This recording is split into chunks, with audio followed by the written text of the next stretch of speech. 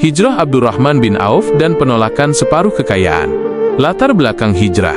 Tahun 622 Masehi, setelah siksaan terhadap kaum muslimin semakin berat di Mekah, Rasulullah Shallallahu Alaihi Wasallam mengizinkan para sahabatnya untuk hijrah ke Yathrib, Madinah. Di sana, orang-orang Ansor menyambut mereka dengan keramahan dan kasih sayang yang belum pernah ada tandingannya dalam sejarah.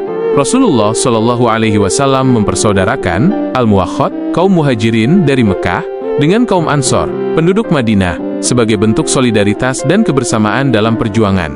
Tokoh utama, Abdurrahman bin Auf dan Sa'ad bin Rabi'ah. Abdurrahman bin Auf radhiyallahu anhu berasal dari Mekah, termasuk 8 orang pertama yang masuk Islam. Ia dikenal sebagai pedagang sukses dan jujur di Mekah. Namun saat hijrah, ia meninggalkan seluruh hartanya demi keselamatan dan keimanan. Di Madinah, Nabi Shallallahu Alaihi Wasallam mempersaudarakannya dengan Sa'ad bin Rabi' al-Khazrajiyah, salah satu tokoh Ansor paling kaya dan dermawan. Dialog yang masyhur dan otentik diriwayatkan oleh Anas bin Malik, hadis riwayat Al-Bukhari nomor 2048. Ketika mereka telah sampai di Madinah, Rasulullah Shallallahu Alaihi Wasallam mempersaudarakan mereka.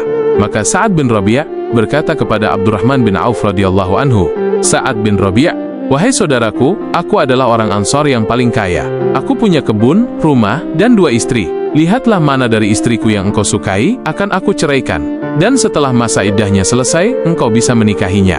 Dan ambillah separuh dari hartaku, karena aku ingin membaginya denganmu." Abdurrahman bin Auf radhiyallahu anhu menjawab dengan penuh hormat dan tegas, "Semoga Allah memberkahi keluargamu dan hartamu. Aku tidak membutuhkan semua itu. Cukup tunjukkan di mana pasar." Pelajaran yang bisa diambil: 1. Keikhlasan dan kemurahan hati kaum Ansor. Sa'ad bin Rabi'i benar-benar rela mengorbankan istri dan hartanya demi saudara seimannya. Sebuah tingkat ukhuwah Islamiyah yang luar biasa. 2. Kemandirian dan harga diri Abdurrahman bin Auf. Ia tidak memanfaatkan kemurahan hati itu, tapi memilih berusaha sendiri. Padahal ia datang ke Madinah tanpa harta sedikit pun. Awal kesuksesan bisnis Abdurrahman bin Auf, setelah diberitahu lokasi pasar Bani Qainuqa, ia mulai berjualan mentega, keju, dan barang-barang kecil. Dalam riwayat Al-Bukhari, nomor 2048, disebutkan, Abdurrahman pergi ke pasar dan segera mulai berdagang dengan tangan sendiri. Beberapa hari kemudian, ia datang kepada Nabi Shallallahu Alaihi Wasallam dengan bekas minyak wangi di bajunya. Nabi Shallallahu Alaihi Wasallam bertanya, "Apa ini wahai Abdurrahman?" Ia menjawab, "Aku telah menikah wahai Rasulullah." Rasulullah Shallallahu Alaihi Wasallam berkata, "Berapa mahar yang engkau berikan?" Ia menjawab, "Sebongkah emas kecil."